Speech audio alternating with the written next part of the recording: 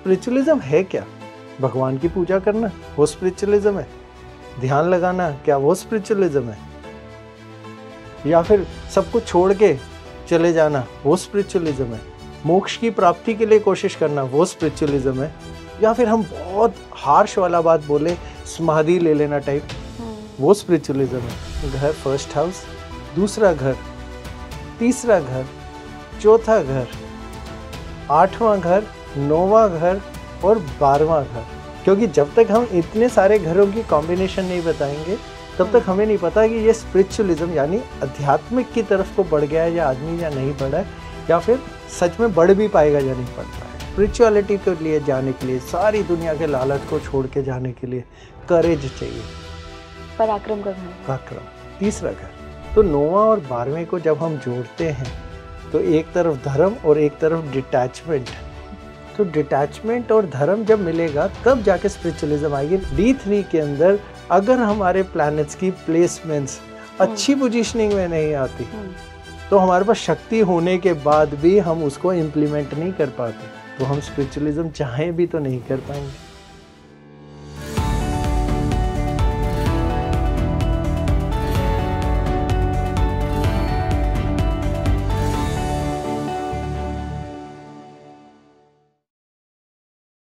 नमस्कार इंडिया, आप देख रहे हैं स्पीकिंग ट्री। मैं हूं आपके साथ इला गोस्वामी।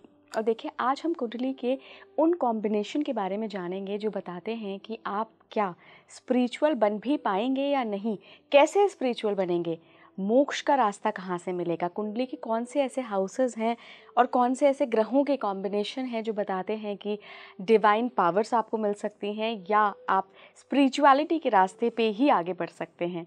मेरे साथ बहुत ही खास मेहमान जुड़ रहे हैं और मैं बहुत बहुत स्वागत करना चाहूँगी गुरुजी डॉक्टर राज का। रिनाउंड एस्ट्रोलॉजर हैं, बहुत बहुत स्वागत है गुरुजी आपका। नमस्कार गुरुजी। सबसे पहले तो मैं बहुत खुश हूँ कि आपने समय दिया, और उसका कारण ये है कि आज जो इन्फॉर्मेशन इस पॉडकास्ट के ज़रिए लोगों तक जाएगी एस्ट्रोलॉजी के बारे में कि कैसे बर्थ चार्ट बहुत कुछ बता सकता है, वो मैंने इससे पहले तो कवर नहीं किया है। तो मैं बहुत खुश हूँ ये पॉडकास्ट करते हुए।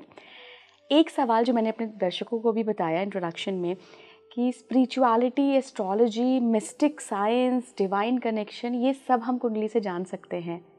तो ये मुझे लगता है, मैंने जितना इंटरनेट पे पढ़ा है, आपसे मैं जानना चाहती हूँ कि क्या बहुत सटीकता से हम जान सकते हैं कुंडली से? देखिए, सबसे पहला क्वेश्चन जो आता है कि स्पिरिचुअलिटी है क्या, डिविनिटी है क्या।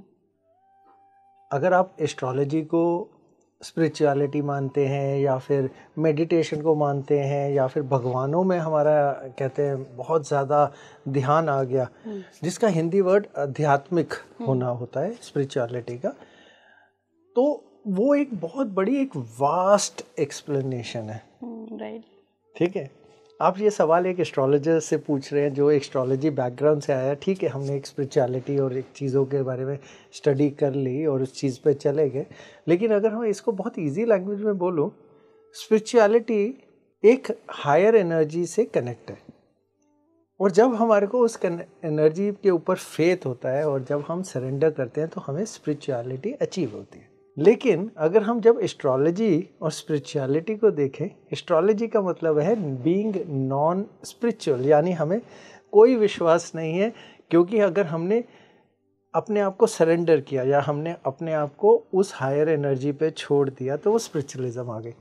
लेकिन जब हमें उस पर विश्वास नहीं है और हम पहले जानना चाहते हैं कल क्या होगा, तो वो ज्योतिष आ जाता है, तो वो नॉन स्पिरिचुअल हो जाता है। तो ज्योतिषी या फिर एस्ट्रोलॉजी प्रेडिक्शंस दोनों नॉन स्पिरिचुअल हैं, ये पहला एलिमेंट। दूसरा चीज़, जहाँ हम स्पिरिचुअलिज्म की बात करें, अगर हम बृहदपराशर, होरा शास्त्र, वीरामहेर और जितने भी हम अपने पुराने बुक्स को अगर हम उठा के देखें तो वो बात करते हैं संन्यास की। उनमें से कोई भी स्पिरिचुअलिज्म वर्ड को या आध्यात्मिक वर्ड को यूज़ नहीं करता। हाँ, मैक्सिमम अगर किसी ने यूज़ किया होगा तो वो पढ़ाई लिखाई से रिलेटेड में किया होगा, जो बहुत वेद पढ़ेंगे या शास्त्र पढ़ेंगे, बस इतना उसके अंदर डेफिनेशन आता है, यानी उसको वो स्पिरिचुअलिज्म गिनते थे। क्योंकि जब एस्ट्रोलॉजी की बुक्स लिखी गई करीब 10,000 साल पहले, तो स्पिरिचुअलिज्म का मतलब था संन्यास। जब हमें भगवान से या ऊपर की एनर्जी से जुड़ना होता था तो हम सब कुछ छोड़ देते थे और संन्यास में चले जाते थे। लेकिन आज के कलयुग में स्पिरिचुअलिटी का मतलब, अगर हम मेडिटेशन भी करते हैं तो वो बोलेंगे हम स्पिरिचुअलिटी में हैं। कुछ दिन पहले एक शख्स मिले, वो योगा टीचर हैं, तो मैंने पूछा क्या करते हैं, तो योगा की जगह वो कहते हैं मैं स्पिरिचुअल कनेक्ट करता हूँ। समझाने का तरीका बहुत अच्छा था योगा को। कुछ टाइम पहले और चीज़ें मैं पढ़ रहा था, आजकल healing, reiki, tarot, past life की बातें करना, ये सब बहुत सारे कनेक्ट आ गए। वो कह रहे जी हम अपनी सोल का पर्पस फाइंड करेंगे। हर चीज़ को लोगों ने स्पिरिचुअल बना दिया। फिर सेम वही कहानी थी, जब मैं पूजा करने जाता हूँ तो पुजारी कहता है मैं स्पिरिचुअलिज्म में हूँ, वो भी एक स्पिरिचुअलिज्म का तरीका बन गया। तो स्पिरिचुअलिज्म है क्या? भगवान की पूजा करना वो स्पिरिचुअलिज्म है, ध्यान लगाना क्या वो स्पिरिचुअलिज्म है, या फिर सब कुछ छोड़ के चले जाना वो स्पिरिचुअलिज्म है, मोक्ष की प्राप्ति के लिए कोशिश करना वो स्पिरिचुअलिज्म है, या फिर हम बहुत हार्श वाला बात बोले समाधि ले लेना टाइप, वो स्पिरिचुअलिज्म है। तो स्पिरिचुअलिज्म है क्या? यही आज की डेट में कलयुग में सबसे बड़ा क्वेश्चन मार्क बन गया। तो पता करेंगे अपनी कुंडली से, लेकिन पहले क्या पता करेंगे वो ही जानना सबसे जरूरी टॉपिक बन गया कि पहले ये तो जान लीजिए पता करना क्या है। तो आप अगर मेरे से ये क्वेश्चन पूछेंगे कि आपका शब्दों में कि सटीक जवाब मिल सकता है या नहीं मिल सकता, तो कोई भी चीज़, कोई भी होने वाली चीज़, या फिर जो भी हम गणना कर सकते हैं किसी भी चीज़ की, वो एस्ट्रोलॉजी के चार्ट्स में 100% मिल जाता है। तो ये तो बहुत छोटी चीज़ है, तो ये सारी चीज़ें उसमें आ जाती हैं। तो हाँ, जवाब दे सकते हैं, हाँ जी 100% जवाब दे सकते हैं। तो इसलिए पहले मैं स्पिरिचुअलिज्म को ब्रेक करूँगा। अगर आप मेरे से सिर्फ समझना चाहते हैं कि स्पिरिचुअलिज्म को पहले समझा तो दीजिए है क्या, तो स्पिरिचुअलिज्म को ब्रेक करेंगे, फिर किस तरह की किस चीज़ के ऊपर अगर हम किस तरह से क्या जवाब ले सकते हैं, फिर हम समझ सकते हैं। ठीक है ना। तो सबसे पहले आपका जो सवाल था कि हम क्या देखते हैं, देखिए वैसे तो हम 16 चार्ट्स, 16 चार्ट्स को हम स्टडी करते हैं जब भी हमें किसी भी चीज़ की प्रेडिक्शंस करनी होती है।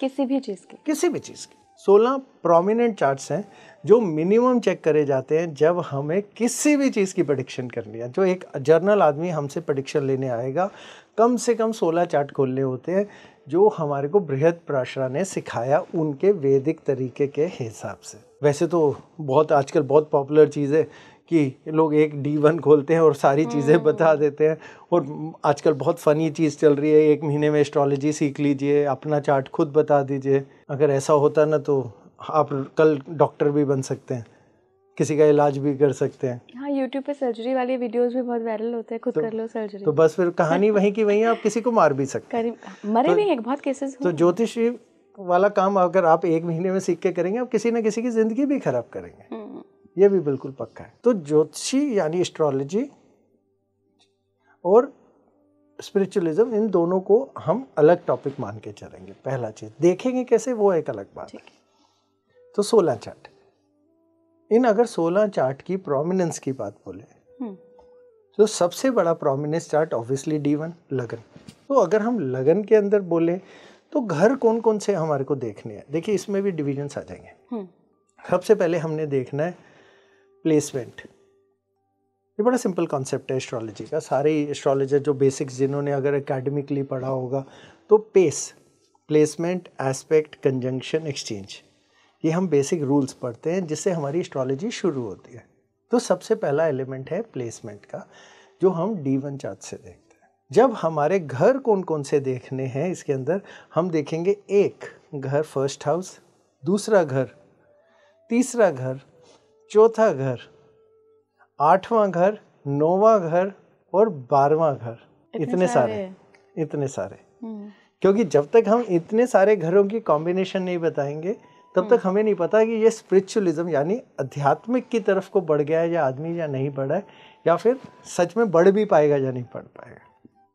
तो पहले मैं घरों को आपको एक एक करके एक्सप्लेन करना शुरू करता हूँ। एक पहला घर मेरी पर्सनैलिटी। अगर मेरी पर्सनैलिटी कहीं पे भी मेरे को अपना डिसीजन मेकिंग नहीं देती इसी में मैं आपको साथ साथ प्लेसमेंट भी समझाता हूँ, जिसको हम लगन कहते हैं। जब तक लगन के अंदर बहुत ताकत, स्ट्रेंथ नहीं है, तो लगन यानी आप कुछ करने की ताकत ही नहीं रखते। आपके दिमाग में आता रहेगा, आप कर नहीं पाएंगे। तो सर ये ताकत कैसे डिफाइन होती है एस्ट्रोलॉजी में कि अच्छे ग्रहों की दृष्टि हो, अच्छा घर ग्रह बैठा हो, ये सारी चीजें? जी, अच्छा उस घर की स्ट्रेंथ हो, अष्टवर्ग बहुत अच्छा हो, अच्छे ग्रह जिनके शतबल बहुत अच्छे हों, वो उसको देख रहे हों, कोई मेलेफिक ग्रह उसकी तरफ दृष्टि ना डाल रहे हो या उसमें ना बैठे हों। बैठे हुए भी ये भी कंडीशन बैठे हुए, हाँ, प्लेसमेंट में आता है ना।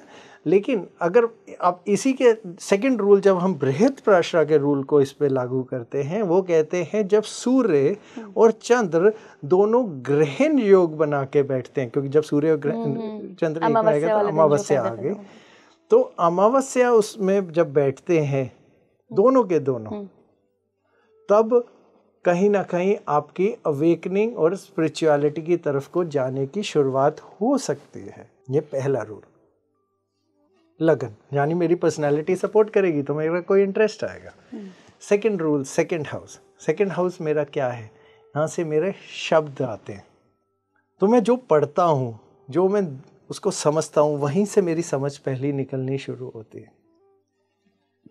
अगर मैं उस शब्दों को नहीं समझ पाया, स्पिरिचुअलिटी कहीं से भी नहीं आएगी। सारा गुस्सा, अहंकार, चीज़ें वो दूसरे घर के अंदर बिल्डअप हो जाता है, तो वो मेरे लिए एक टर्न आउट पॉइंट हो जाता है। तीसरा घर, स्पिरिचुअलिटी के लिए जाने के लिए, सारी दुनिया के लालच को छोड़ के जाने के लिए करेज चाहिए, पराक्रम का घर है। पराक्रम। तीसरा घर, अगर मेरा तीसरा घर नहीं है और मेरे पास ताकत ही नहीं है, कैसे जाएंगे? कैसे आगे नहीं बढ़ सकते हम, तो वहीं पे हम रुक जाते हैं। तो तीसरा घर। चौथा घर, मैं अपने घर में या तो बिल्कुल अनसेटल्ड होऊंगा, या तो मैं परेशान होऊंगा, या फिर मैं एक लेवल तक बहुत ज़्यादा खुशी अचीव कर चुका हूँगा, तो मेरा चौथा घर उसको समझाएगा।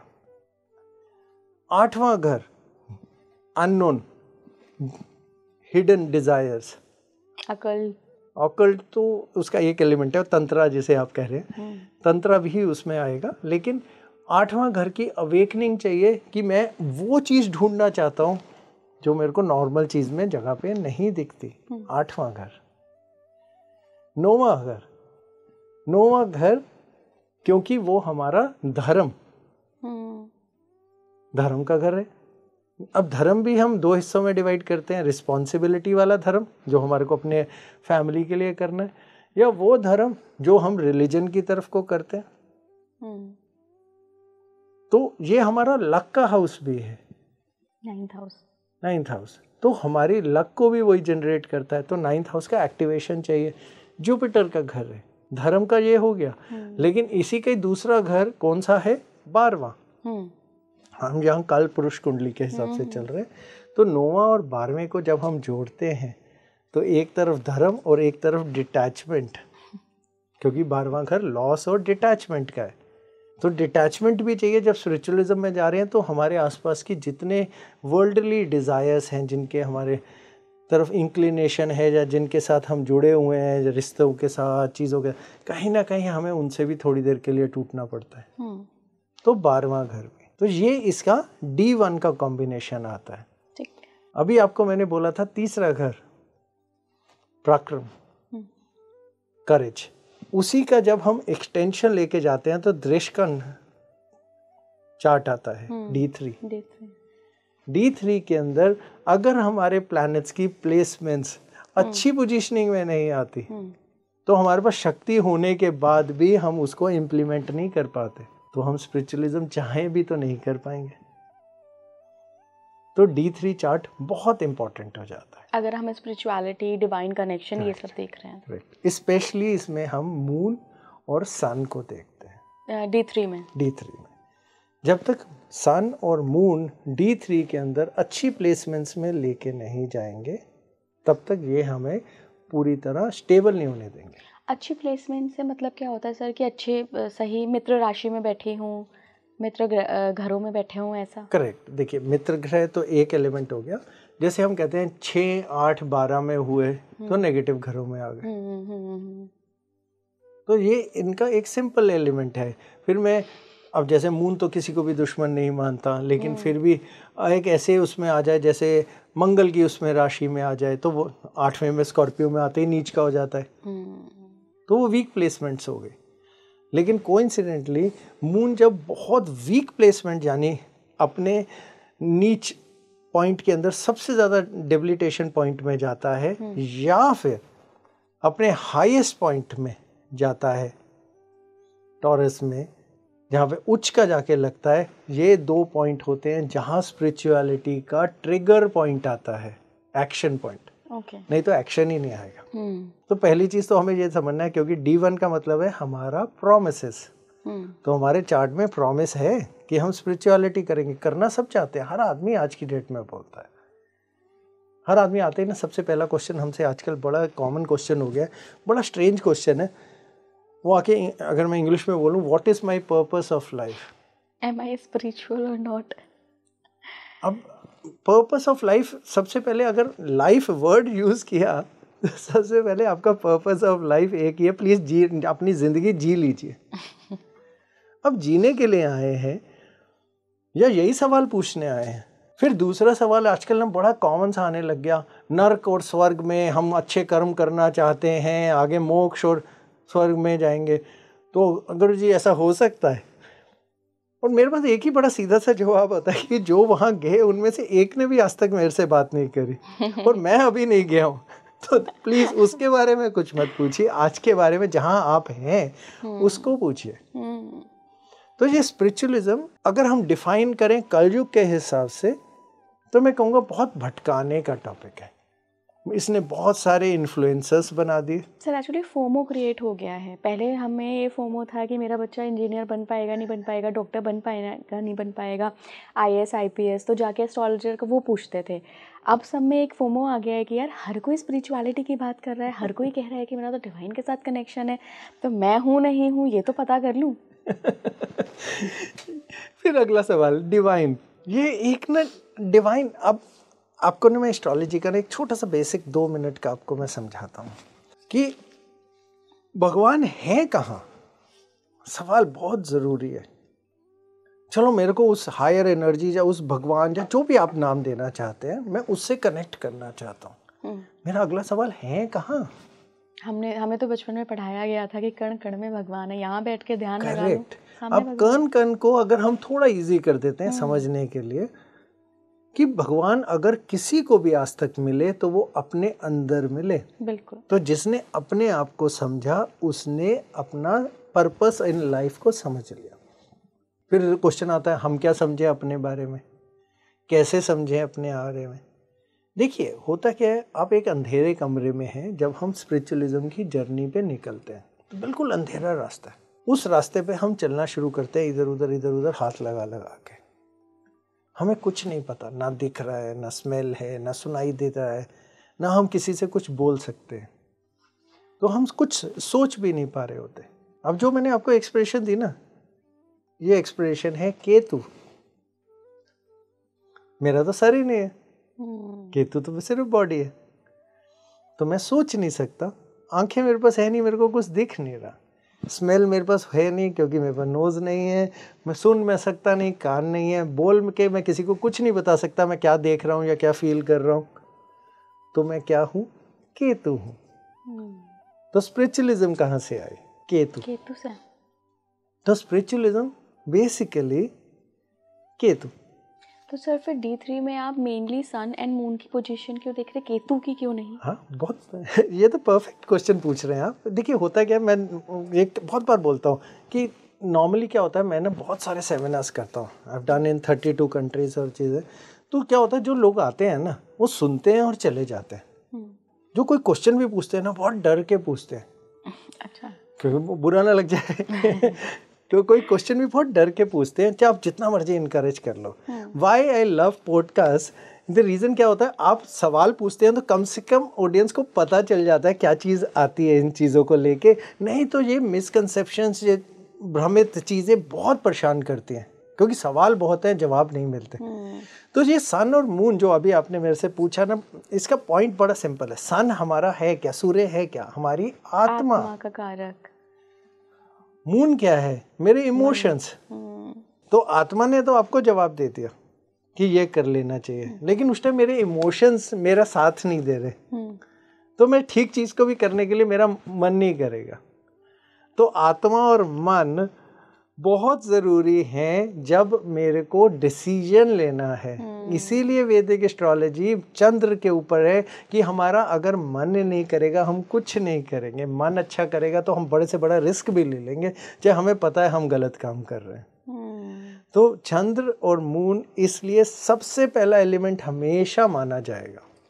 हाँ, जर्नी के लिए प्लेसमेंट्स में केतु उसको एक्टिव करेगा रास्ते को, लेकिन ठीक और गलत तो मेरे को चंद्र और मून ही बताएंगे। केतु तो खुद ही एक ब्लाइंड उसमें आ गया। तो अगर हम इसी कॉम्बिनेशंस के अंदर बात करें तो बहुत लोगों ने, आपने सुना होगा, जुपिटर को स्पिरिचुअलिटी के लिए बहुत प्राइम माना गया। गुरु हैं हमारे, सारे ग्रहों के देवताओं के गुरु हैं। लेकिन उस गुरु ने आपको क्या सिखाया? उस गुरु ने आपको धर्म सिखाया। धर्म का मतलब क्या होता है? रिस्पॉन्सिबिलिटी सिखाई। धर्म होता है देश के लिए धर्म, अपनी फैमिली के लिए धर्म, अपने भगवान के लिए धर्म। तो उसने हमें धर्म सिखाया। तो धर्म का मतलब कहीं से भी स्पिरिचुअलिटी के अंदर आप इसे नहीं पुल आउट कर सकते जब इसे सिर्फ हायर एनर्जी में लेके जाते हैं। क्योंकि पैसा कमाना भी जुपिटर ने सिखाया, क्योंकि फैमिली के लिए पैसा कमाना बहुत जरूरी है। कारक वेल्थ का जुपिटर। तो सिर्फ जुपिटर पे हम नहीं डिपेंड हो सकते। लेकिन केतु क्या है उसकी जगह? केतु क्यों हम स्पिरिचुअलिज्म से जोड़ते हैं? जब राहु और केतु के अंदर स्वर्ण भानु की डेथ हुई, तो मतलब जब उसे 2 टुकड़ों में बांटा गया तो उसने अमृत पिया था। वो अमृत कहाँ तक पहुंचा था? उसके गले तक।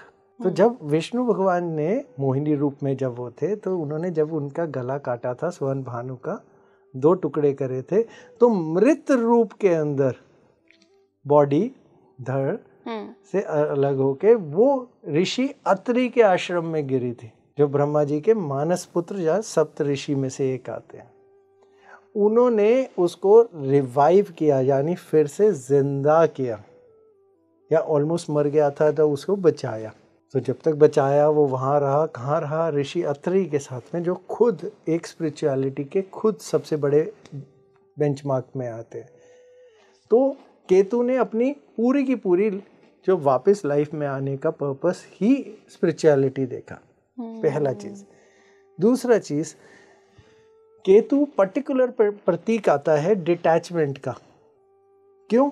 क्योंकि वो अपने जितने भी हमारे तत्व थे, जिनसे हमारे सेंसेस आते थे, आँख, नाक, कान, मुंह, टेस्ट, वो सेंसेस से डिटैच हो गया। तो डिटैचमेंट का प्रतीक भी केतु माना गया। तो वो डिटैचमेंट इसलिए केतु के ऊपर जिम्मेवारी आके गिर गई। तो वो डिटैचमेंट का प्रतीक, तो अगर स्पिरिचुअलिटी रियल सेंस में कोई देता है तो वो केतु है। किसकी कॉम्बिनेशन में देता है? जुपिटर के कॉम्बिनेशन में देता है। अरे गुरु भी जरूरी है, बहुत जरूरी। रास्ता तो वही दिखाएंगे ना, नहीं तो रास्ता कहाँ से आएगा? तो रास्ते के लिए गुरु साथ में आते हैं। तो यहाँ सर गुरु और केतु की युति ज़रूरी है, लाइक दोनों के साथ में आना ज़रूरी है, या कोई और भी कॉम्बिनेशन होते हैं कि भाई दृष्टि डाल रहे हों या गुरु की राशि में बैठे हों केतु? देखिए, इसी कॉम्बिनेशंस को आगे हम इंक्रीज करते जाते हैं, एक एक करके, स्टेप बाय स्टेप। पहली चीज़, केतु बहुत इम्पोर्टेंट है। तो केतु का कहीं ना कहीं कनेक्शन किन किन से बनेगा? मेरी आत्मा से बनेगा, सन से। मून से बनेगा, मेरे इमोशन से। मेरे गुरु से एक बनेगा, लेकिन वो सिर्फ उसी गुरु से खत्म नहीं हो जाएगा। शनि भी हम गुरु मानेंगे इसमें, क्योंकि कर्म या कर्म से टूटना भी सिर्फ हमें शनि दे पाएंगे। स्पिरिचुअलिटी रास्ता है अपने कर्मों के तरीके से पाना, तो शनि भी इसमें बीच में आ जाएंगे। तो हमारे अगर ग्रहों की बात बोले तो केतु, जुपिटर, शनि, सूर्य और चंद्र, तो ये ग्रह हमारे एक पॉइंट्स पे आ गए, जिनके कॉम्बिनेशंस और इनके साथ की प्लेसमेंट्स के ऊपर वर्क करते हैं। घर कौन कौन से होते हैं? फिर दोबारा मैं आपको रिपीट कर रहा हूँ, 1, 2, 3, 4, 8, 9 और 12। ये हो गया घरों का कॉम्बिनेशन। फिर इसमें आते हैं अब अगला रोल राशियों पे। राशियों के अंदर सबसे ऊपर अगर हम प्राइम लेके चले आज के कलयुग के हिसाब से स्कॉर्पियो। Scorpio, Scorpio hidden. अगर जब तक हम हिडन की तरफ को नहीं बढ़ेंगे स्कॉर्पियो को बिना काल पुरुष के हिसाब से 8वां घर। उसके अलावा अगली राशि पे किस पे बढ़ेंगे? हम बढ़ेंगे इक्वेरियस, कुंभ राशि। यस, क्योंकि एक्टिवेशन का हमेशा रोल इक्वेरियस के सर पे गिरेगा। 11 नंबर। 11 नंबर वो कहीं ना कहीं आपको डिजायर देगा या कहीं ना कहीं आपको एक इंडिकेशन देगा कि इस तरफ को बढ़िए। ताकत वहीं से आती है एक्टिवेशन की। फिर उसके अलावा हमारे को उसमें जाते हैं तो पाइसेस। पाइसेस क्योंकि 12वां घर जुपिटर। इसमें हम 9th को यानी सैजिटेरियस को नहीं गिनते। सैजिटेरियस क्यों हम गिनते भी हैं तो सिर्फ केतु के साथ, क्योंकि उसमें 2 हिस्से दिखते हैं मॉडर्न एस्ट्रोलॉजी के हिसाब से। स्कॉर्पियो के हिसाब से देखें तो हम केतु को देखेंगे, और अगर हम राहु को अगर देखने की कोशिश करें तो फिर हम जेमिनी की तरफ को मॉडर्न के हिसाब से देखते हैं। टॉरस के अंदर अगर हम बृहस्पति के हिसाब से देखते हैं। लेकिन हम उन घरों को नहीं मान के चलेंगे, हम मान के चलेंगे स्कॉर्पियो, एक्वेरियस और पाइसेस। तो ये हो गया इसका सेकंड पार्ट का कॉम्बिनेशन। थर्ड पार्ट अब आएगा हम नक्षत्र कौन सा देखेंगे? नक्षत्र आएगा रेवती। रेवती नक्षत्र, हाँ जी, आखिरी नक्षत्र है 12वें के अंदर, पाइसेस के अंदर। फिर उसमें भी कौन सा पद देखेंगे हम, और माइक्रो में जाएंगे। फर्स्ट पद, क्योंकि वो आपको ट्रिगर करेगा एंड मोक्ष की तरफ को लेके जाने के लिए। तो ये इसका एक जर्नल परमुटेशन कॉम्बिनेशंस हैं। सर ये लग्न चार्ट में आप बता रहे हैं D3 में बता रहे हैं? ये अभी तक हम सिर्फ लगन पे चल रहे हैं। लगन D3 हमने फिर दोबारा 3rd हाउस की स्ट्रेंथ को देखना है, जिसमें सन और मून। उसका रोल उतना है, पराक्रम वाला, बस उतना। नवांश के साथ, क्योंकि जो हमारे ग्रह हैं उनकी हम क्वालिटी यानी उनका आत्मा या अंदर का जितना पावर है वो हम नवांश से लेते हैं। तो जब नवांश का कॉम्बिनेशन D1 से उठाएंगे तब ये बनेगा। तो ये था एक ओवरऑल व्यू, ठीक है। अब हम इसको breakup with the placement levels पे जाते हैं कि प्लैनेट कहाँ पाया जाए। लग्न कुंडली में, लगन कुंडली से ही शुरू करेंगे। पहले हम लगन को, फिर उसे हम धीरे धीरे माइक्रो लेवल तक ले जाएंगे। इनफैक्ट मैं कहूँगा आपके जितने भी व्यूअर्स हैं अगर चाहें तो अपना अपना चार्ट्स खोल लें, D1 स्पेशली, आपको ये अंदाज़ा हो जाएगा कि हम कहीं ना कहीं इस तरफ को जा सकते हैं स्पिरिचुअलिटी की तरफ को या नहीं। ठीक है, तो मैं आपको सिर्फ प्लेसमेंट से बता रहा हूँ, बहुत धीरे धीरे बता रहा हूँ ताकि आपको आसानी से समझ आ जाए। तो सबसे पहला था हमारा फर्स्ट हाउस, लगन। लगन में अमावस्या, जहाँ पे हम कहते हैं सूर्य और चंद्र का एक साथ का, जिसको हम ग्रहण की तरफ भी कई बारी जब पीरियड्स आते हैं तो हम देखते हैं। अगर सूर्य और चंद्र दोनों एक साथ ग्रहण आ जाए तो आप समझ लीजिए ऑटोमेटिकली पर्सन कहीं ना कहीं बहुत बड़ा क्वेश्चन मार्क लाइफ में कैरी करेगा कि मेरे को ये बताओ, मेरे को ये बताओ, मेरे को ये नहीं समझ आया, मैं वो जानना चाहता हूँ। तो वो एक नेचुरल क्वेश्चन मार्क लेके पैदा होता है। बड़ा सिंपल सा रूल है, ठीक।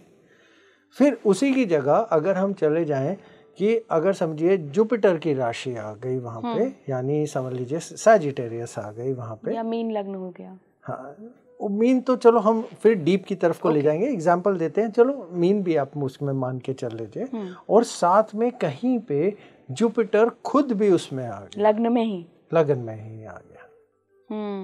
या फिर जुपिटर उच्च का हो गया, कैंसर, ठीक है, और वो भी हमारा लगन में कहीं पे आ गया, जुपिटर बैठ गया उच्च का होके। तो कहीं ना कहीं आदमी सवाल उठाने लग जाता है सिस्टम्स ऑफ द ह्यूमैनिटी। हम शादी क्यों करते हैं, हमें ये ऐसा क्यों खाना होता है, वेजिटेरियन अच्छा है या नॉन वेजिटेरियन ठीक है, वो ऐसे सवाल पूछने लग जाता है। ये उसका पहला स्टेप होता है। दूसरे स्टेप में आप हमेशा देखेंगे वो इतनी सलाह देने लग जाता है जबकि वो उसमें खुद इन्वॉल्वमेंट कभी नहीं लेता। ऑर्गेनिक आपको खाना चाहिए, चीनी आपको नहीं लेनी चाहिए, ऐसे ऐसे सवाल बोलने लग जाएगा, और खुद ही घर जाके कहीं ना कहीं गुलाब जामुन रसगुल्ले खा रहा होगा। अच्छा। तो वो उसका मिक्स एंड माइंड आ जाता है। ठीक है। अब एक बहुत स्ट्रेंज प्लेसमेंट है, अगर राहु लगन में आ जाए, ऑब्सेशन है, सब लोग कहेंगे बहुत मेजर ऑब्सेशन है, लेकिन राहु एक बहरूपिया है, मायावी, इसीलिए उसने अमृत ले लिया था। क्यों? क्योंकि वो बहरूपिया था, वो देवता की तरह बन गया। विष्णु भगवान भी नहीं पहचान पाए थे, उन्होंने भी वो दे दिया था उसको अमृत, तो वो इतना बड़ा बहरूपिया है। तो अगर वो राहु लगन में आ जाए और कहीं से भी जुपिटर की राशि में आ जाए तो स्पिरिचुअलिटी ट्रिगर कर देता है, क्योंकि वो हर चीज़ पे सवाल उठाने लग जाता है कि ये भगवान है या नहीं है, आएंगे कहाँ से, ऐसे क्यों करना है, ऐसे नहीं करना है। तो पहला घर का ये प्लेसमेंट्स है, किसी भी आपके व्यूवर्स के हों वो अपना चेक कर सकते हैं इन्हीं फीचर्स के साथ में। फिर दूसरे घर जो मैंने आपको बोला, स्पेशली जब दूसरे घर के अंदर जुपिटर आ जाता है, फिर वही आदत, वो ज्ञान कोई एक्सेप्ट नहीं करता। जुपिटर ग्रह या राशि? ग्रह, ग्रह। जुपिटर ग्रह जब दूसरे घर में बैठता है, ज्योतिष के अंदर, एस्ट्रोलॉजर्स में नॉर्मली ये मानना ये है, कहा जाता है, मैं नहीं बिलीव करता इन चीज़ों को, पॉइंट को, कि जिसका जुपिटर ग्रह दूसरे घर में बैठे उसे प्रेडिक्शंस नहीं देनी चाहिए, नहीं देनी चाहिए, उससे नहीं, उसका चार्ट नहीं देखना चाहिए, वो आपको मानेगा ही नहीं। वो आपको सिर्फ टेस्ट करने आया है, वो आप पे सवाल उठाएगा, टेस्ट करेगा, फिर आखिरी में आप ही कोई ज्ञान देके, आप ही कोई सलाह देके आपको चले जाएगा, और आखिरी में एक तरीके से आपकी बेइज्जती करेगा। अच्छा। बहुत सलाह देता है, बहुत बोलता है, कंट्रोल से बाहर जाएगा, कहा जाता है, मानता है, लेकिन एक से एक कभी भी कोई चीज़ डिसाइड नहीं होती। बट जनरली ये एक हमारे स्क्रिप्चर्स की बात है, तो मैं स्क्रिप्चर की बात को कोट करके बोल रहा हूँ मैं आपको। तो ये एक जर्नल प्लेसमेंट, लेकिन जुपिटर अगर दूसरे में बैठता है तो बहुत सवाल उठाएगा, बहुत ज़्यादा। तो जब वो सवाल उठाएगा तो वो स्पिरिचुअलिटी की तरफ को या उस अननोन की तरफ को बढ़ जाएगा, जो एक बहुत स्ट्रेंज, जिस जगह नहीं जाना उस तरफ को जाएगा, क्योंकि वो सब पे, हर पंडित पे सवाल उठाएगा, उसके मंत्र के उच्चारण पे भी सवाल उठाएगा, वो सब पे उठाएगा, तो वो कहीं ना कहीं जाके स्पिरिचुअलिटी की तरफ को चले जाएगा। 2 और 8 वो एक्सेस है, क्योंकि दोनों तरफ का घर उसमें एक्टिव वाले के इन्हीं कॉम्बिनेशन में आता है। तो अगर केतु और राहु कहीं से भी 2 और 8 का कॉम्बिनेशन बनाते हैं, या 2 और 8 के अंदर कहीं पे भी ये वाले जो ग्रह मैंने आपको नाम लिखवाए जो उसके एक्टिवेशन पर्पस में आते हैं, जिसमें से शनि भी अगर 8वें में आते हैं तो वो बहुत मिस्टीरियस डेप्थ की तरफ को लेके जाते हैं। तो सेकंड हाउस में अगर इनमें से कोई भी ग्रह, जिसमें चंद्र हो गया, सूर्य हो गया, केतु हो गया, राहु हो गया, जुपिटर हो गया और शनि भी टू अ सर्टेन एक्सटेंट, तो वो स्पिरिचुअलिटी को ट्रिगर पॉइंट्स बनाते हैं। आई थिंक अब यहाँ पे दर्शकों को ये भी बताने की ज़रूरत होगी गुरुजी कि ऐसा नहीं है कि वो अपना चार्ट देख रहे हैं और कोई भी ग्रह बैठा है तो सोच रहे हैं अब तो मैं स्पिरिचुअल बन गया हूँ। आपने कहा ट्रिगर पॉइंट बता, ट्रिगर पॉइंट अभी इसको और आगे डिफाइन करते हैं। मैं अभी आपको सिर्फ प्लेसमेंट्स बता रहा हूँ, सिर्फ अकेली प्लेसमेंट से आप कुछ नहीं करने वाले, और सिर्फ ट्रिगर करेंगे, क्वेश्चन मार्क्स पैदा करेंगे। बिल्कुल, ये डिस्क्लेमर है। तो अगर आप वहां तक पहुंच पाएंगे या नहीं पहुंच पाएंगे वो इसके आगे के जवाब के ऊपर डिपेंड करेगा। तो ये ट्रिगर है, मतलब स्टार्ट दे सकते हैं आपको। तो मतलब अगर आपकी गाड़ी के पास पोटेंशियल है या नहीं कि 100 की स्पीड में जा सकती है, तो ये पोटेंशियल है, आप चला पाएंगे और उस गाड़ी को चला के संभाल भी पाएंगे और एक्सीडेंट नहीं करेंगे, वो सेकेंडरी बाद में आपको एक्सप्लेन कर रहे हैं। लेकिन हाँ, आपकी गाड़ी में ताकत है, तो ये आपकी गाड़ी में ताकत है, वो ये वाले प्लेसमेंट्स आपको डिसाइड करके बता रही है। ठीक है। तो थर्ड आ गया। थर्ड में अगर हम देखें तो मंगल इधर हम थोड़ा सा रोल के अंदर हमेशा मान के चलते हैं, क्योंकि आपको ताकत मंगल देता है, पराक्रम का घर है इसलिए। बिल्कुल। अगर वो पराक्रम के घर में मंगल आता है तो वो आपको किसी भी संन्यास योग के लिए ताकत जरूर पैदा कर सकता है। चंद्र नीच होके आ जाए 8वीं उसमें स्कॉर्पियो में राशि में, तब बहुत ज्यादा इसको ट्रिगर कर सकता है, क्योंकि मेरे पराक्रम को तो मेरे इमोशंस ट्रिगर कर सकते हैं, या फिर मेरा सूर्य भी ट्रिगर कर सकता है।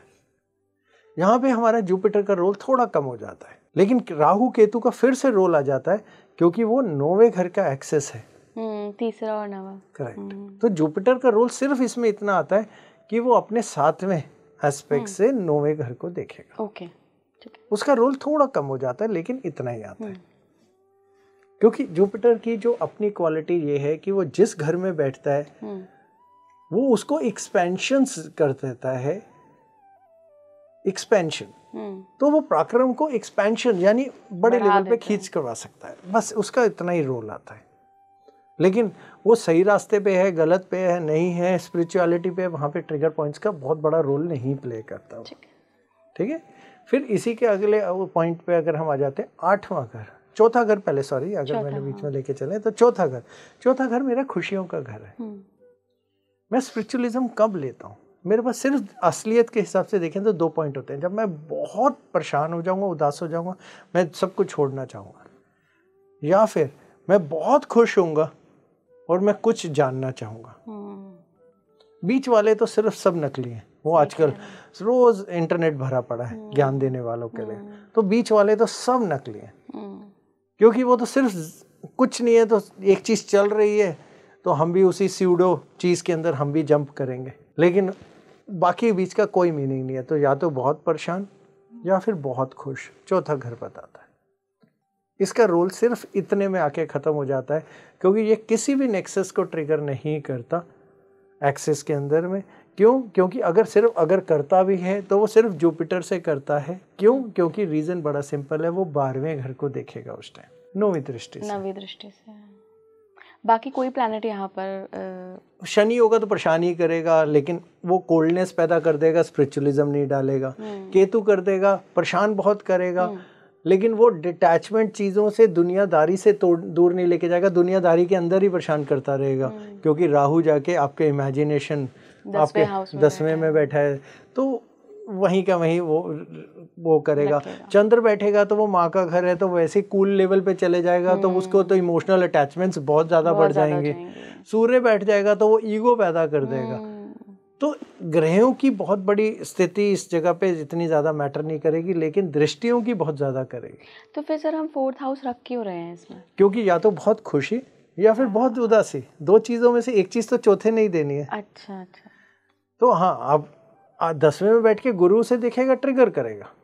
शनि 10वें में बैठ के उसको देखेगा, डिटैचमेंट को ट्रिगर करेगा।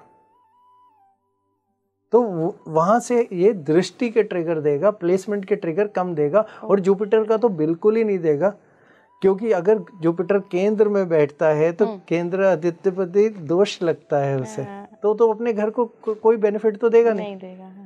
तो केंद्र में बैठ के जुपिटर तो नुकसान पहुंचाता है एक तरीके से। बृहस्पति को अगर हम कोट कर रहे हैं तो ठीक है। मैं इस चीज़ को फिर दोबारा अगर मैं प्रैक्टिकल एक्सपीरियंस से बोलूँ, ये कोई फिलॉसफी नहीं है, ना ही ये 100% ट्रू पॉइंट है, क्योंकि जितना भी अगर रिसर्च करें तो मैं कहूँगा 90% केसेस में ऐसा कहीं नहीं देखा मैंने। और ये मैं थाउजेंड्स ऑफ चार्ट्स देखने के बाद कह रहा हूँ।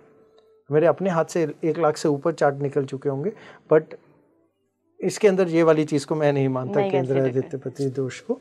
बट ठीक है, बृहस्पति कह रहे हैं, उस सीनियर हैं, ऋषि थे, उस जमाने के हिसाब से होगा उस टाइम, बट ये देश काल परिस्थिति तो बदल चुकी है। तो ये इसका चौथा घर। 8वां घर ये है हमारा क्रिटिकल घर। आज की डेट में जितने गुरु हैं, बहुत सारे, हर टीवी चैनल भरा पड़ा है। आप 1-1 लाख लोग जाते हैं समागम में, चीज़ों पे, हमें भी इनवाइट भेजते हैं, आइए आइए आइए। 8वां घर बहुत क्यों 8वां घर है तंत्र।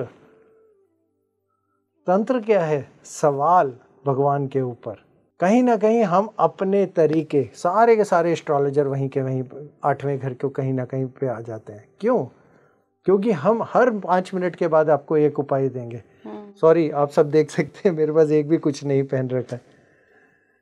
क्यों? क्योंकि जादू टोना टोटका कहाँ से निकालेंगे? 8वां घर। तो स्पिरिचुअलिज्म का न्यू मीनिंग कहाँ से निकालेंगे? 8वां घर।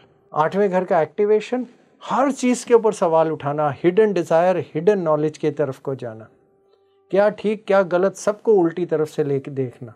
सबसे बड़े अगर हम लिविंग एग्जाम्पल थे पहले, ओशो, रजनीश, उन्होंने हर सिस्टम पे सवाल उठाया, उन्होंने हर धर्म के तरीके पे सवाल उठाया, उन्होंने पॉलिटिक्स पे भी सवाल उठाया, उन्होंने दुनिया के जीने के तरीके पे सवाल उठाया। जो चीज़ ठीक नहीं थी उसको उन्होंने ठीक करने के सारे प्रूफ दिए, और उन्होंने अपनी एक पूरी न्यू सिस्टम्स डेवलप कर दिए। तो जितने भी गुरु जिन्होंने भी न्यू सिस्टम्स डेवलप करने की कोशिश करी, पुराने सिस्टम को निगेट यानी मना करके या गलत बोल के, 8वां घर।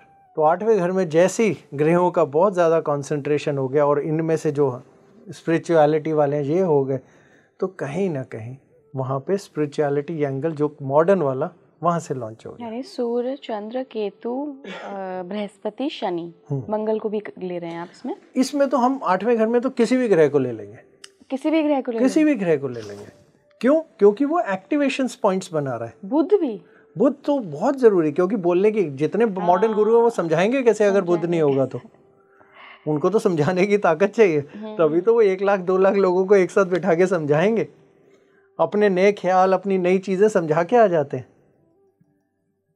अभी हम कुछ दिनों के अंदर, मैं कुछ कंट्रोवर्सी स्टेटमेंट नहीं दे रहा हूँ इसलिए मैं कोई कल्ट या उसका नाम नहीं ले रहा हूँ, बहुत सारा कृष्ण जी के ऊपर टॉपिक चल रहे हैं, और कहीं ना कहीं कुछ ऐसे कल्ट हैं जो ये कहते हैं सब कुछ कृष्ण के लिए छोड़ दो, हमें सारा पैसा दे दो, नॉन वेज छोड़ दो, सारी चीजें छोड़ दो, आपके पास जितनी माया पैसा है वो हमें दे दो। कई कल्ट हैं, ठीक है, मैं किसी का नाम नहीं लेना चाहूंगा इन पर्टिकुलर। कभी आपने कृष्ण जी को बिना ज्वेलरी के देखा? कभी कृष्ण जी को बिना रिलेशनशिप के देखा? आप तो कंट्रोवर्सी सवाल भी उठा सकते हैं उनके बड़े सारे रिलेशनशिप्स पॉइंटर्स पे, ठीक है, मैं उस डिस्कशन में नहीं हूं। तो फिर कहाँ उन्होंने बोला कि आप अपनी सारी चीजें छोड़ के हमें दे दीजिए? उन्होंने तो कहा अपने हक के लिए लड़ाई करिए, इसलिए तो उन्होंने पूरा महाभारत का वो काम किया। तो उन्होंने तो हमेशा ये सिखाया अपने हक को मत छोड़िए। कहीं पे भी उन्होंने नहीं कहा कि नॉनवेज मत खाइए। गीता में तो श्री का भी जिक्र है, श्री मतलब तो लक्ष्मी ही है ना, वही तो मैं आपको बता रहा हूँ। तो उन्होंने तो अपनी पूरी रिलेशनशिप एंजॉय करे ना, ऑफिशियली उनकी 3 शादियां हुई थी, आप समझे? तो उन्होंने तो नहीं कहा कि दुनिया छोड़ दीजिए, कहीं नहीं, किसी को भी नहीं उन्होंने समझाया मेरे लिए सब कुछ छोड़ दो। उन्होंने कहा आप अपने हक के लिए लड़िए, मैं भी मदद करूंगा। अर्जुन को तो यही समझाया। वो एक अलग, बहुत अलग डिस्कशन है। तो कल्ट किस तरफ को लेके जाता है जब हम स्पिरिचुअलिटी की बात करते हैं, अगर वो डिस्टॉर्ट करता है या गलत साइड में लेके जाता है, वो 8वां घर है। जो न्यू एज गुरु हैं, कुछ गुरु हमने ये देखे, आप पानी पी लो तो ठीक हो जाएंगे उनके हैंड पंपों से। कुछ गुरु हमने सुने वो कहते हैं जी कृष्ण वगैरह तो हमारे साथ खेलते हैं। कुछ हमने ये सुने कि आप अपनी सारी चीजें छोड़ दीजिए, ये मत करिए, वो मत करिए। कुछ किताबों में किसी में कहीं मेंशन नहीं आया, गीता में कहीं लिखा हुआ नहीं आया। लेकिन न्यू एज गुरु जिनको हम कहते हैं, जो ये नए इतने सारा जनरेशन जो इंटरनेट ने पैदा कर दिया, तो ये 8वें घर से आते हैं। 8वां घर इनका ट्रिगर पॉइंट है। लेकिन आते कहाँ से हैं? ये आते हैं ये काम त्रिकोण से, 1 3 7 11। एक का रोल सिर्फ पर्सनालिटी पे आएगा, नहीं तो 3 7 और 11। तो एक उसको एक्टिविटी को मतलब लगन से ट्रिगर पॉइंट करेगा, 8वां इसको ट्रिगर पॉइंट करेगा, लेकिन काम त्रिकोण 3 7 11 से आएगा। तो इनमें भी कोई ग्रहों की पोजीशन होती है? करेक्ट। केतु तो बहुत इंपॉर्टेंट है। आप कहेंगे केतु तो डिटैचमेंट है। पूरे किसी भी इन्फ्लुएंसर का चार्ट उठा के देख लीजिए, अगर आपके व्यूवर्स में कोई इन्फ्लुएंसर है वो तो 100% अपना चार्ट उठा के देखें, 3 7 11 और केतु होगा 100%। उसके बिना तो वो एक्शन ही नहीं आएगा। खासकर जब राहु 1 में होगा, 7वें में केतु होगा, वो कहीं ना कहीं से इधर उधर से दुनिया छोड़ के दुनिया को अपनी पर्सनैलिटी दिखा रहा होगा। फिर दोबारा 3 और 9, क्योंकि 3 राहु आएगा, केतु आएगा तो 3 9 का एक्सेस ही बनाएगा, तो फिर स्पिरिचुअलिज्म पॉइंटर वहीं पे बिल्ड करेगा। फिर 11 के अंदर जाते हैं, वहीं तो सारे डिजायर्स हैं। डिजायर्स को कौन ट्रिगर करेगा? 11वां। तो इन्फ्लुएंसर जितने भी ये आपके जो इन्फ्लुएंसर्स बने, सबका 3 7 11। लेकिन न्यू एज गुरु जो बने 8वां घर, 100% उनका एक्टिवेशन में, खासकर जितने ये एस्ट्रोलॉजर्स बन रहे हैं। तो अभी मैं आपको प्लेसमेंट समझा रहा हूँ, एक्टिवेशन का टाइम कब आएगा वो एक अगला टॉपिक है। हमने 8th हाउस की बात कर ली। हाँ। इसके बाद आगे हम 9th हाउस। 9th हाउस जब कहीं पे आप देखेंगे, जो पुराने गुरु जो रियल स्पिरिचुअलिज्म में थे, आप हमेशा देखना मोस्टली के अंदर वहां पे पाइसेस होता है, मोस्टली 9th हाउस में। करेक्ट। तो कहीं ना कहीं हमारा डिटैचमेंट वाला एंगल 9th में स्पिरिचुअलिज्म के साथ में या फिर धर्म के साथ में आ गया। तो डिटैचमेंट और धर्म जब मिलेगा तब जाके स्पिरिचुअलिज्म आएगी, नहीं तो वो धर्म हमारा घर गृहस्थी को संभालना, हमारी दुनियादारी को संभालना या फिर NGO खोल लेना उस तरफ को चले जाता है। या फिर मंदिर भी खोलते हैं बहुत सारे लोग, जिनका सूर्य केतु एक साथ आ जाए वो मंदिर बनाते हैं। तो जिन्होंने मंदिर बनाए होंगे मोस्टली के अंदर सूर्य या केतु का प्लेसमेंट हमेशा 9th के आसपास में आ जाता है। लेकिन अगर आप जितने न्यू एज गुरु उठाएंगे, जितने भी मोस्टली 90% मैं वो कहूँगा, उनका पाइसिस के अंदर राहु मिलेगा 9th के अंदर। 9th के अंदर। 9th के अंदर। ये भी एक बहुत स्ट्रेंज चीज़ है। आप कहेंगे राहु तो सारे को चीज़ों पे सवाल उठाता है, वो तो उठा बैठ के इंटरनेट पे सिर्फ सवाल ही उठा रहे हैं। इतने सारों को मैंने देखा है। मैं किसी के अभी गीता के उसके अंदर गया तो उन्होंने आधा घंटा 1 घंटा किया, उसके बाद उन्होंने ब्रेक लिया और मेरे को बिठा ही रखा था। तो उनका पहला सवाल आया, गुरुजी कैसा रहा हमारा? तो मेरा पहला आंसर उनको सिर्फ एक था, आप गलत क्यों पढ़ा रहे हैं गीता?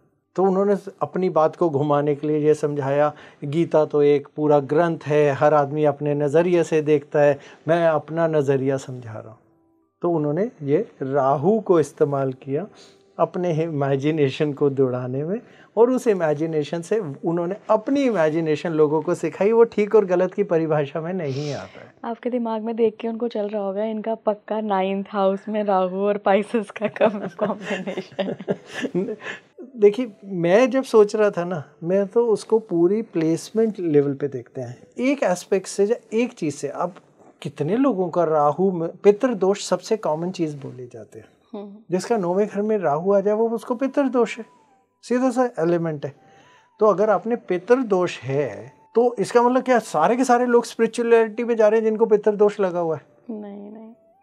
तो ये कोई जजमेंट नहीं है, सिर्फ प्लेसमेंट से। प्लेसमेंट मैंने फिर आपको बताया, सिर्फ पोटेंशियल चेक कर रहे हैं और ट्रिगर पॉइंट है कि यहाँ से हम शुरू कर सकते हैं, कर सकते हैं। वही बात है, मेरी गाड़ी में ताकत है, मैं 100 की स्पीड पे चल सकती है, लेकिन उसका ड्राइवर उसे चला पाएगा, बिना एक्सीडेंट करे चला पाएगा और रेस जीत पाएगा, वो उसकी बाकी सारी चीज़ें डिसाइड करते हैं।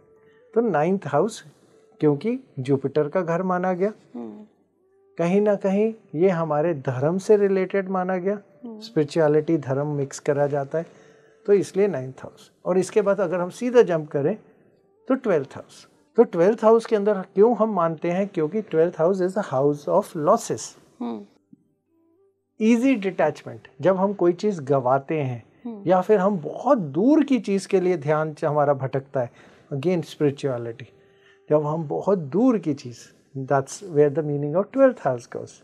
तो अगर हम 12th हाउस की बात करें तो इसलिए वो एक्शन में आता है। फिर वही जुपिटर का घर है, फिर वही पाइसेस है। यहाँ पे मैंने आपको नक्षत्र बोला था, रेवती नक्षत्र पहले पद के अंदर। बड़ी हैरानी की बात है, मरकरी की राशि वो नक्षत्र, तो वो आपका माइंड बनाती है अब चले, सब छोड़े। तो फाइनल डेथ कहाँ से आती है? तो डेथ फ्रॉम, अगर हम बोले वर्ल्डली डिजायर्स, दुनियादारी से मेरे को मृत्यु यानी अलग होना, वो है रियल स्पिरिचुअलिटी, जिसको हमारे ग्रंथों में संन्यास का नाम लिया गया। आज की डेट की स्पिरिचुअलिटी बिल्कुल अलग है, लेकिन जिस स्पिरिचुअलिटी को हमारे को आज तक समझाते गए हमारे ग्रंथ, हमारे स्क्रिप्चर्स, उसका मतलब था संन्यास। तो वो 12वां घर, तो ये यहाँ तक जाता है। ओके, ये हमने लग्न कुंडली की सर बात की। अब मुझे एक चीज़ बताइए, जैसे लोगों ने अपनी लग्न कुंडली में एक ये पोटेंशियल शायद अभी तक देख ली होगी, चेक कर ली होगी, तो लग्न कुंडली के ये एलिमेंट्स जो हैं ये ज़्यादा इफेक्टिव होते हैं, या फिर आप नवमांश पे भी जाते हैं और भी चार्ट्स पे जाते हैं? देखिए, फिर दोबारा, लग्न कुंडली क्या है? प्रॉमिसरी नोट कि ये हो सकता है। प्रॉमिस मतलब ये होने की प्रोबेबिलिटी है या नहीं है, ये प्रोबेबिलिटी है। मेरे पास ये करने की ताकत होगी या नहीं होगी, उसकी डेफिनेशन है बस। अब मैं करूँगा या नहीं करूँगा वो लगन कुंडली नहीं डिसाइड करते, फिर वो दशा डिसाइड करते हैं। अच्छा, तो यहाँ पे दशा का रोल आ जाएगा। तो जितने भी ये सारे ज्ञानी बने, आप हमेशा देखना उनकी दशा ज़्यादातर केतु, जुपिटर, शनि, चंद्र की लगी होगी नॉर्मली। लेकिन अगर आप न्यू एज वालों की बात करेंगे, जो आजकल के जितने गुरु हैं, उसमें राहु भी और वीनस भी एक्टिवेशन में आ जाएगा। वीनस के अंदर भी जब वीनस राहु आएगा या वीनस शनि आएगा या वीनस केतु आएगा, उस टाइम वो डिटैचमेंट की तरफ को उनको लेके जाएगा। तो वो डिटैचमेंट मतलब जो मैं था उससे मैं बदलूंगा चेंज होके, वो वाली डिटैचमेंट नहीं कि मैंने सब छोड़ देना है। डिटैचमेंट मतलब अगर मैं आज सूट पहन के रहता था तो कल से मैं चोगा पहन के घूमूंगा, वो वाला डिटैचमेंट। तो मेरे सूट से डिटैचमेंट हो गया, चोगा की तरफ को मैं बढ़ गया, तो मैं नया गुरु बन गया और उस तरफ को मैं चल पड़ा। अब अगर हम स्पिरिचुअलिटी की ये पूरे एक्शन पॉइंट में करें तो इसमें एक बारी मंगल भी आ जाता है दशा में, जब मंगल के साथ केतु लगता है। सर ये तो सारे ही आ गए फिर? नहीं, इसमें मरकरी हमने पूरा मिस कर दिया। इसके अंदर हमने बाकी कोई भी हमने उसके अंदर एक्शन पॉइंट्स में नहीं डाले, क्योंकि देखिए दशा और अंतरदशा दोनों को मिक्स करके चलते हैं। पहले तो आपके पास प्रॉमिस होना चाहिए, फिर उसकी प्रॉमिस के हिसाब से उसकी दशा लगनी चाहिए। मान लीजिए कुंडली है जिसमें जो आपने लास्ट लग्न कुंडली के कॉम्बिनेशंस बताए, कुछ कॉम्बिनेशंस मिल रहे हैं, दूसरी तरफ उसकी शनि की दशा शुरू होने वाली या बृहस्पति की शुरू होने वाली है। अब मैं आपको आगे समझाता हूँ। जैसे मैंने वीनस बोला 20 साल की दशा है, 20 साल के अंदर मैंने सिर्फ आपको ट्रिगर पॉइंट्स बताए, तो वीनस को भी बाहर निकाल दिया, मरकरी भी एक तरीके से बाहर निकल गया। ठीक है। अब बृहस्पति के अंदर भी पूरे के पूरे बृहस्पति के साथ में काम तो नहीं चल सकता। जब राहु की आएगी तो बृहस्पति के साथ जब केतु लगेगा या राहु भी के एक पॉइंट पे लगेगा, नया वाले जितने इन्फ्लुएंसर्स हैं उनके साथ राहु, क्योंकि उन्हें बोलने के लिए कुछ चाहिए। तो ये दो कॉम्बिनेशंस बने, पहले मेरे में बने, फिर उसकी मेरी दशा लग गई। अब ये वाला पॉइंट ये है कि मेरे पास प्रॉमिस था, पीरियड कब आएगा? दशा में। अब आपने कहा अरे दशा भी आ गई, आपकी तो प्लेसमेंट भी थी, मेरा तो एक्टिवेशन ही नहीं हुआ, क्यों नहीं? अब मैं तो कहते वो बन ही नहीं पाया अभी तक स्पिरिचुअल गुरु, अब वो कहाँ से आएगा?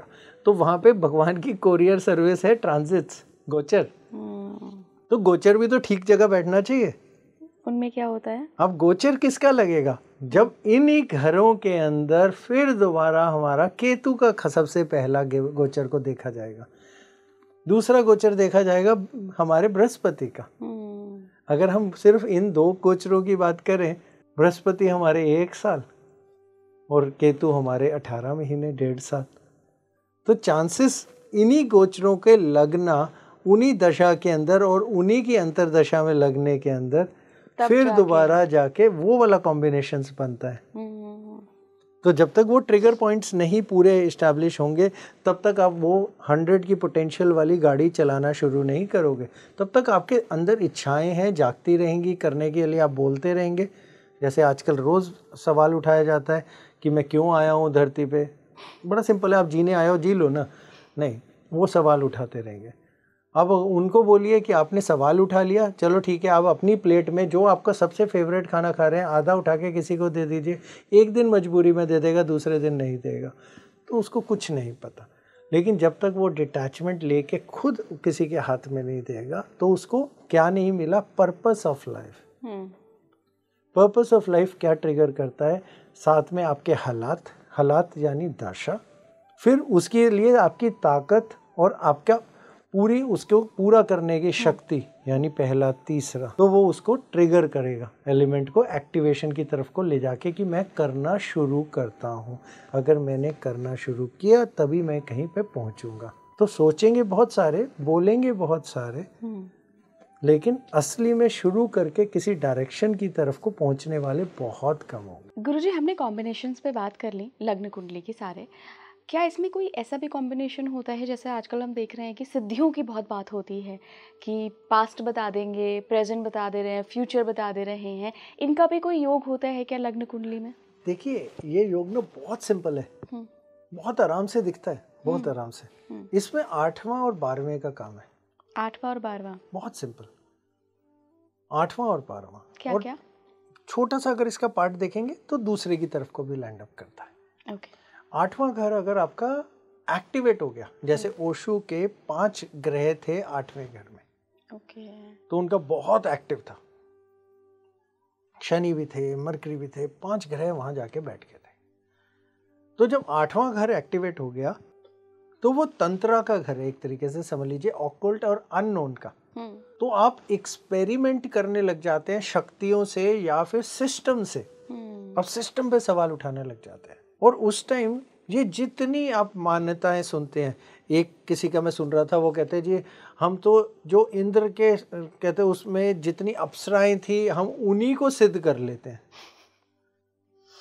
कोई तो ये भी कहता है कि वो स्वर्ग के दर्शन करके आए हैं। मैं बता रहा हूँ। तो वो एक लेडी ये समझा रही थी, कहते हैं मेरे को भी मिली वो, उसके अलावा उन्हीं की एक स्टूडेंट आजकल बहुत फेमस भी हो रखी हैं, वो मेरे को कहती हम अप्सरा बुला के आपको हर तरह का प्लेजर दिला सकते हैं जिसमें पैसा, फिजिकल और दूसरे को कंट्रोल करना या किसी को मारना भी है। This is very bad. Bad के अंदर बड़ा सिंपल आंसर था मेरा उनको, प्लीज ये इतने सारी लड़ाइयाँ हो रही हैं, जो ये लड़ाइयाँ कर रहे हैं उनके वो उसके देश के प्रेसिडेंट को मार दो, जाके उसे पकड़ लो। आप कुछ $1000 के लिए मेरे लिए ये करके दिखाना चाहते हैं? आप कुछ हजार तो छोड़िए, मैं ट्रिलियंस ऑफ आपको डॉलर दे रहा हूँ, जो ये इतनी लड़ाइयाँ कर रहे हैं उनके प्रेसिडेंट, और उनको मार दीजिए ना, खत्म करिए, लड़ाई खत्म होगी, दुनिया अपनी जगह पे आ जाएगी। तो कौन से प्लैनेट्स होते हैं ऐसे लोगों के पास? तो वो क्या होता है, जब हम एक ओवर इमेजिनेशन, जो हम अंदर की एक ताकत को डेविलिश वे में बड़ा करना शुरू कर देते हैं, यानी हम कहीं ना कहीं वो शक्ति देनी शुरू कर देते हैं जो हम भगवान की नहीं मानते, तो वो इसको शक्ति मिलने लग जाती है। तो ये घर का दोष सबसे बड़ा आता है 8वां। तो इसमें बहुत सारे ऐसे लोग भी हैं जिनकी फिजिकल नीड्स बहुत बढ़ जाती है, फिजिकल डिजायर्स बहुत बढ़ जाते हैं, वो गलत काम भी करते हैं। जो आजकल अगर हम ये बोले इतने क्राइम्स होते हैं फिजिकल रिलेटेड, वो उसी 8वें घर के उससे निकल आता है। लेकिन ट्रिगर कौन सा पॉइंट करता है इसे? सूर्य और चंद्र। फिर दोबारा चंद्र, क्योंकि मून आपने सुना होगा लूनाटिक है। यूके गवर्नमेंट फुल मून के अंदर, यूके गवर्नमेंट मैं कह रहा हूँ, पूरा यूनाइटेड किंगडम की गवर्नमेंट की गाइडलाइंस हैं, जब फुल मून होता है तो वो पुलिस की डिप्लॉयमेंट, यानी पुलिस जो पूरे कंट्री में लगाते हैं, वो 20% बढ़ा देते हैं। लीगल डिप्लॉयमेंट्स की बात कर रहे हैं हम आपको। तो अगर वो क्यों बढ़ा देते हैं? क्योंकि फुल मून के टाइम पे आदमी की इमेजिनेशन इतनी ज़्यादा चलती है कि वो क्राइम उस टाइम बढ़ने के पूरे चांसेस बन जाते हैं। बहुत सारे वेयरवुल्फ, ये वो बड़े सारे किस्से कहानियाँ बने हैं कि आदमी भेड़िया बन जाता है, ये हो जाता है। ये कहावतें वहीं से निकली हैं सारी की सारी, क्योंकि मून हमारे इमोशंस कंट्रोल से बाहर हो जाते हैं। क्यों? क्योंकि वो पानी है।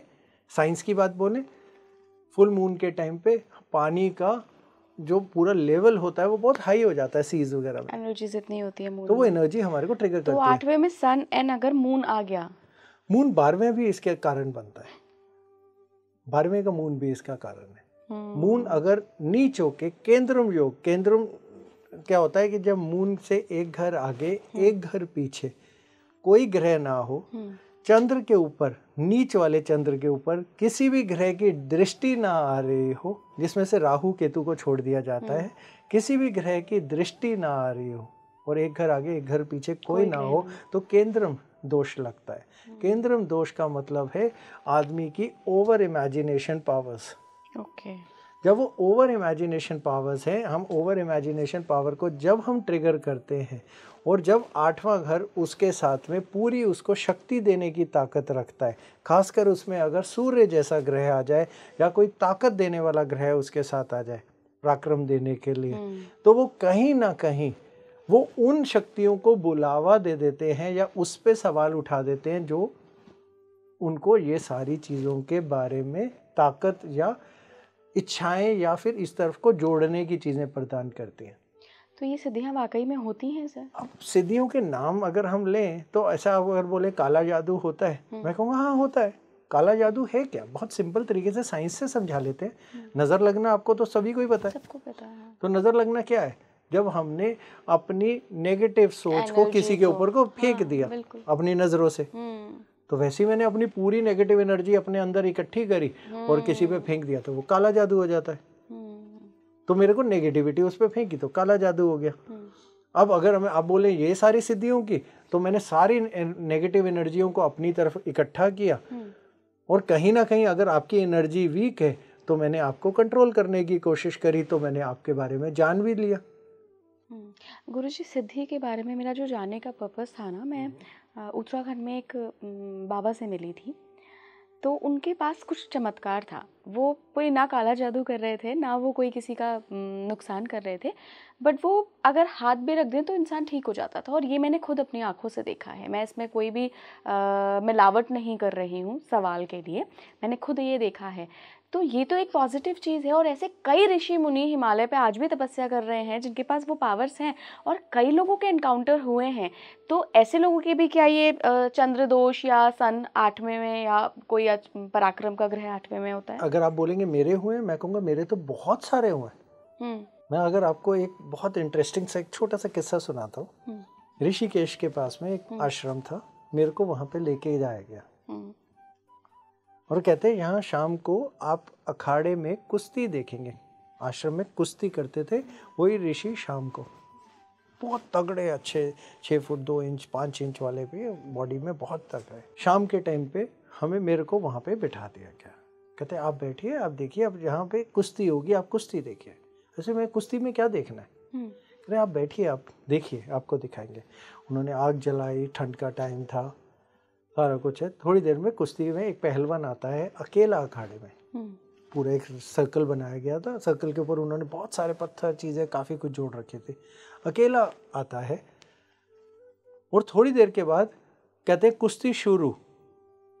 और मेरी आंखों के सामने वही ऋषि जो पहलवान बन के वहाँ पे पूरा लंगोट पहन के वहाँ खड़े हैं, उनको मैं 15-15 फीट और 20-20 फीट ऊपर से गिरते हुए देख रहा हूँ। पहले उछलते थे और गिरते थे। तो मेरा फिर उनको ये सवाल था, ये मैं क्या देख रहा हूँ? ये तो मेरे को खुद को भी विश्वास नहीं हो रहा। कहते ये ऊपरी शक्ति के साथ में मुकाबला कर रहे हैं, अपनी जो आध्यात्मिक शक्ति इन्होंने अर्जित करी है।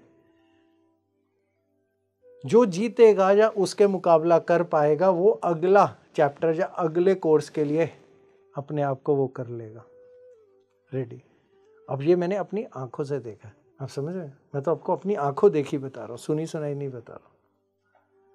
फिर मैं नेपाल गया, मैं अभी भी होके आया। मैं अभी, मेरी पूजा थी वहाँ पे पशुपतिनाथ जी पे, तो मैं वहीं पे एक साधु से मिला।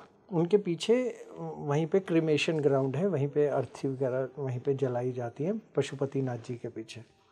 वहाँ पे एक बाबा मेरे को मिलते हैं, मेरा हाथ पकड़ते हैं और मेरे बारे में उन्होंने एक एक चीज़ मेरे को बिना मेरे से बात करे, पहले तो चल के आए, मेरा हाथ पकड़ के बैठ गए और मेरे को सब कुछ अपने आप बताने लग गए। एक एक बात सच बताए, एक एक बात। वो बात जो नॉर्मली ठीक है, अब तो पब्लिक को पता है कि मैं गरीब घर में पैदा हुआ था, मेरी माँ दूसरों के घरों में काम करती थी, और लेकिन नॉर्मल आदमी को कहाँ से पता? उन्होंने तो किसी ने नहीं देखा। वो आए और उन्होंने मेरे हाथ में एक रुद्राक्ष भी दिया और जाने शुरू हो गए। मैंने उन्हें बोला कुछ खा लीजिए, पैसा ले लीजिए, उन्होंने मेरे से कुछ नहीं लिया और वो वहाँ से चला गया। वो कौन सा रुद्राक्ष था? मैंने घर आके देखा। मैंने अपनी लाइफ में आज तक सिर्फ, मैं रुद्राक्ष के ऊपर बहुत सारा अध्ययन कर चुका हूँ, बहुत ज़्यादा। रुद्राक्ष मेरा पर्सनल फेवरेट टॉपिक है। मैंने आज तक ज़िंदगी में गोल एक मुखी रुद्राक्ष सिर्फ एक बार देखा है और वो मेरे पास है, और वो मेरे को मेरे हाथ में दे के चले गए। और वो कौन थे, कहाँ से आए थे, हमें नहीं पता। तो अब अगर शक्तियों की बात बोलेंगे, शक्तियाँ अर्जित करने की बात बोलेंगे, तो वो कॉम्बिनेशन से ना ऊपर की बातें हैं। अगर ऐसा होता तो फिर तो हम कॉम्बिनेशन देखते, कहते ये तो महान है, ये बिल्कुल बेकार है, ऐसे करके हम कैटेगराइज कर देते। तो जो हमारे चार्ट्स हैं, ये हमारे सिर्फ पोटेंशियल्स हैं, डेस्टिनी चार्ट्स कहते हैं मैंने। ये हमारे एक्शन ओरिएंटेड पॉइंट्स नहीं है। ये हमें सिर्फ ताकत दे सकते हैं, लेकिन हम करेंगे या नहीं करेंगे ये नहीं बताते। जो करेंगे ना वो सिद्धि से होता है।